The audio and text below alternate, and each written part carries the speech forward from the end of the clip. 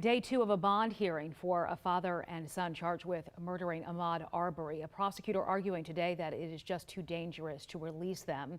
We're talking about Travis and Gregory McMichael. They are both charged in connection with Arbery's death. They were back in court today asking the judge to grant them bond as they await trial. The hearing is focusing largely on their character to determine if they are flight risks. Testimony this morning looked at Gregory McMichael's history working in law enforcement. That's the father.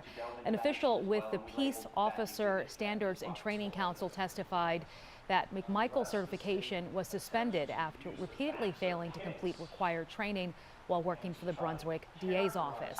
The missed training was related to his use of deadly force certification and arrest powers.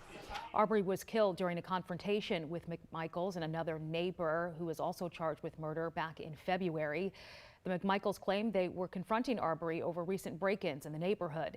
The defense tried to show the McMichaels were good Samaritans in defending themselves when the deadly shot was fired, leading to a frustrated response from the judge.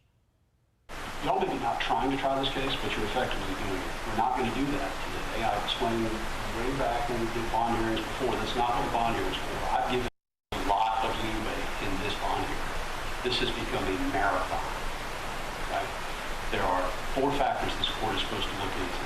Right? Now, you all can sit and parse every single line of everything that the other side has done. That's not terribly informative for the court. I'll tell you right now. If we can focus in on what the court needs to actually look at, that would be appreciated. I am not going to permit counsel to try this case today. Everybody understand? We understand. So I sure hope that whatever this...